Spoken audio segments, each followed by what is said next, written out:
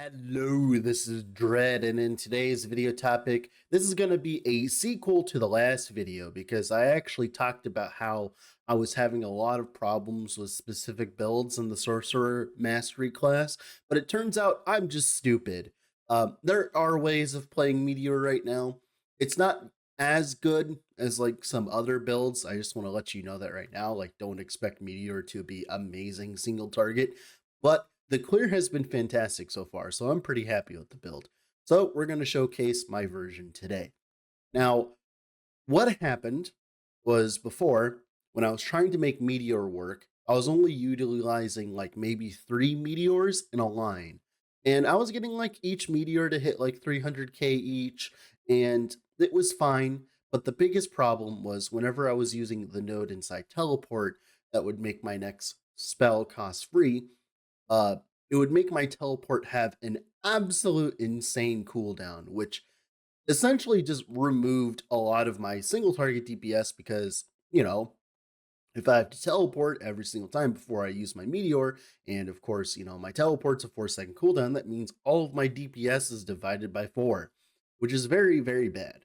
So instead of utilizing that, we instead are using the node inside, of course, um, Rune Master that gives us 32% base crit after our next traversal skill, which is amazing. By the way, it makes Meteor actually a viable skill, if you're wondering.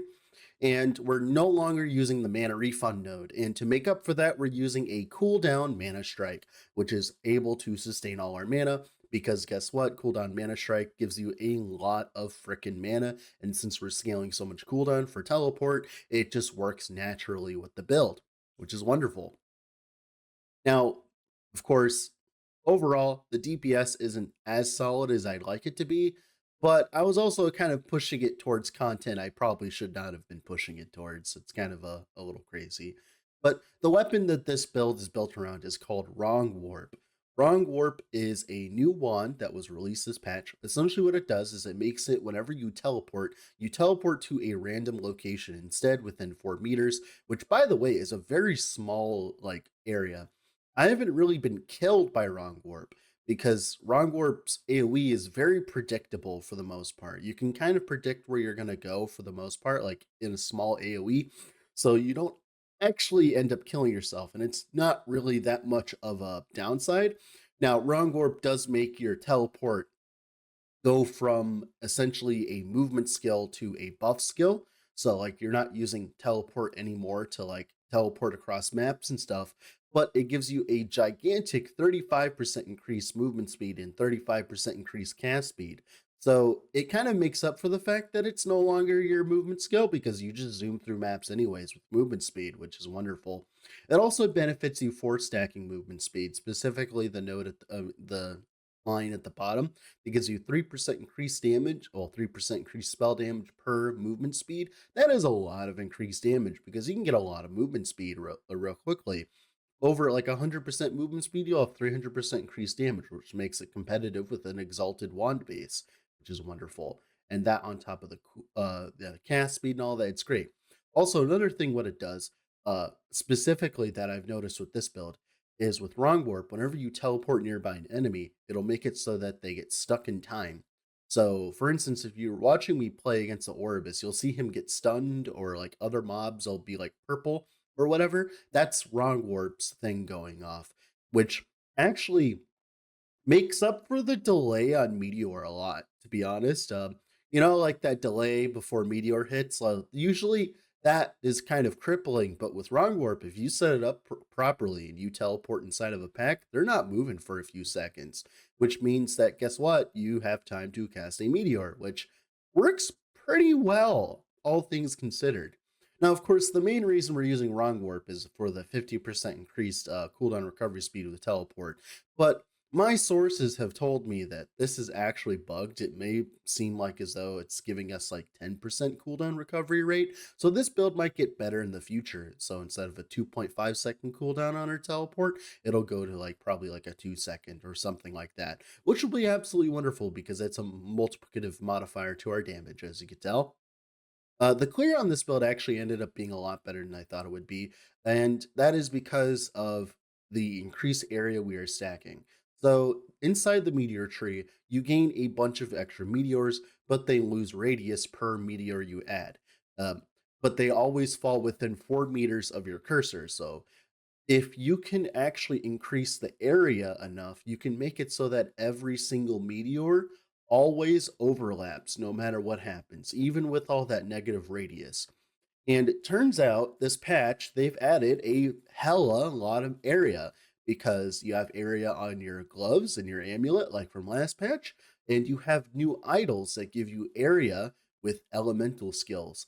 And this has essentially allowed Meteor to become a little bit more viable now because Meteor isn't going to work that well for single target, but this is enough to make it passable for single target, right? If that makes sense, because you have plenty of meteors and they can all hit the same target now, which means you're always hitting the same target. Now, overall, what do I think of the build? I think the build is fun. I think it's very close to being viable.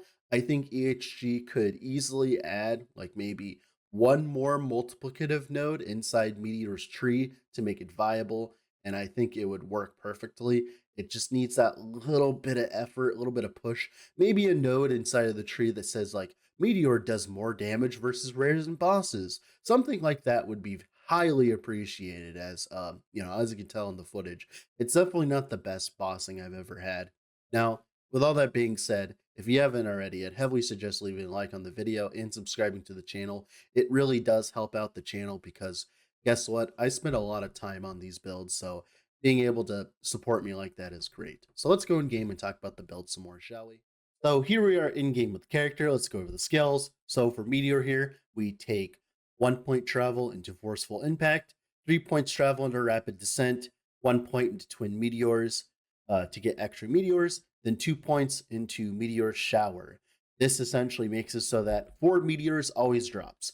And thankfully, with all of the increased area that we have on our gear, and here, well, eventually here and here, it makes it so that they actually overlap correctly, which is great. As you can tell, around my cursor, they always hit for the most part. Sometimes they won't. It's like it's random, but for the most part, they always do, which is great, right? So that's cool. Then, of course, we grab a little bit of mana efficiency here so that, our meteor doesn't cost 60 billion mana. And then 5 points into Craterborn for that fire penetration, all that juicy extra damage. 2 points travel into Crushing Force, although more damage is great. 4 points in Infernal Descent for that juicy multiplicative damage modifier. Then 2 points into Apocalyptic Impact for even more area so that we can get even more overlaps. Eventually, if you're to get extra levels to Meteor, probably grab Meteor one more extra point in Meteor Shower and grab an extra point in Apocalyptic Impact, and that would make your overlaps have even more damage, which would be great. Now, for the next skill, your stereotypical mana strike tree. I even grabbed Reclamation just to make sure that we never run out of mana, which is great. All of this combined means that whenever I swipe with my mana strike, I have about 2 casts of Meteor for free, which is great.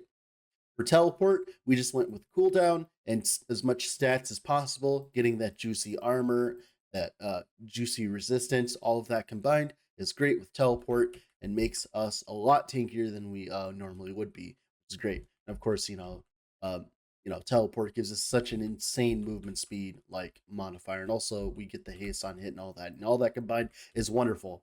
Then for our Flame Ward, it's a little bit of a different Flame Ward tree because we're actually using Flame Ward to get haste, which is then reapplied by our teleport. So as long as we're moving around with teleport, we always have haste, which is great because of this node specifically.